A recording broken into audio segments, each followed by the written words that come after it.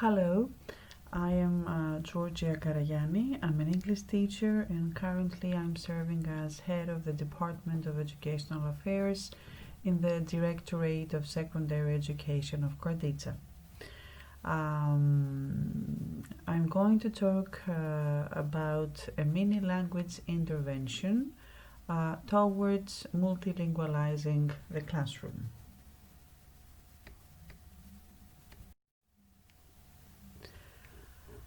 This mini language intervention I'm going to talk about is based on the sociolinguistic profile of a child after the analysis of a semi-structured interview with her and her mother. As far as the semi-structured interview is concerned, the questions were previously decided, and of course there's always the freedom of changing these questions as the interview is flowing. One of the characteristics of semi-structured interview is active listening, of course confidentiality and anonymity, and I made sure that I had a declaration of consent from the child's mother, because when minors are involved, then declaration of consent is always a prerequisite. The sociolinguistic profile of the child, Somail, that is the name of the child. She's a 10-year-old girl from Syria.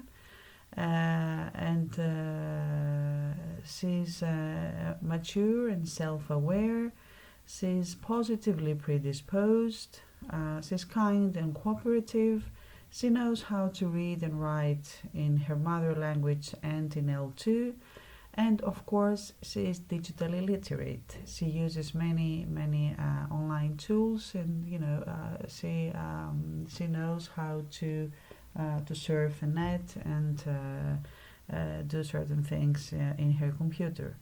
She lives in a supportive family environment, and her education is highly regarded by her parents. These are two drawings Somail gave me, and these drawings can be considered identity texts, because they are denotative of the child's positive psychology. There are joyful patterns in them.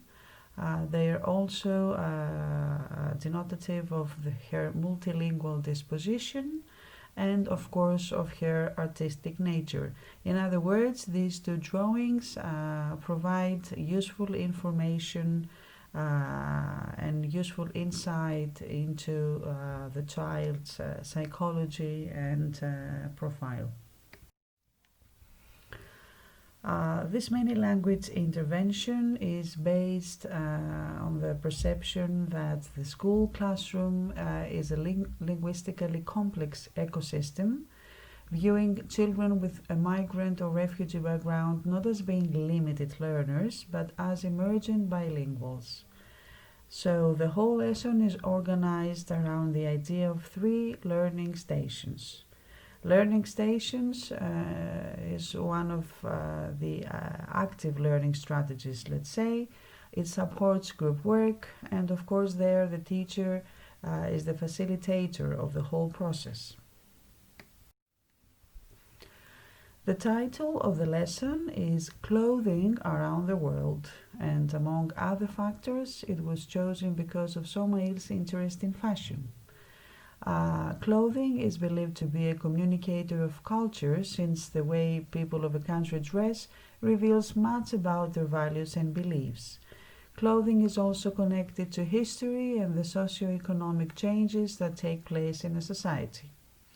In this lesson, students are invited to promote different clothing as a denotation of cultural difference, but at the same time, no ethnic clothing is confronted as inferior or superior. As mentioned before, the title of this mini linguistic intervention is Clothing Around the World.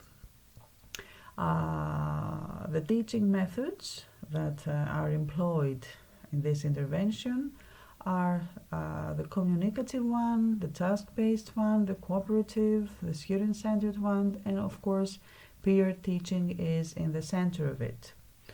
As far as the educational context is concerned, we have a reception class of a public primary school, and of course at the same time it can also be a mainstream class with migrant or refugee students.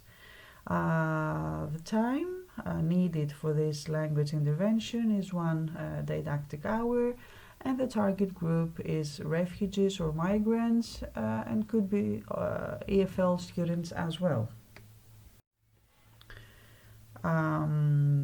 This is a file, this is a Google slide that was created, Clothing Around the World, where students could cooperate and fill the slides together, providing information each one of them has found.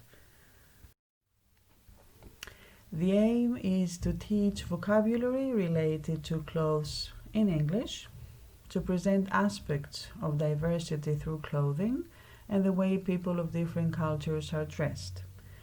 The learning objectives, among others, involve learning vocabulary related to clothing, working in groups, cultivating the students' cooperative skills, to be being engaged in ways of searching for information, learning how to select information and then synthesizing it, enhancing students' digital skills, making them able to present their work, strengthening their reading, writing, and speaking skills, and of course, boosting their creativity. As was mentioned earlier, the whole lesson is organized around the idea of 3 learning stations. Learning stations promote physical locations in the classroom, each of which provides information on the task the class has been assigned. The first learning station has 2 videos, one in English and the other one in Arabic, concerning clothes in English and in Arabic. The second learning station has vocabulary, useful vocabulary about clothing in English and in Arabic.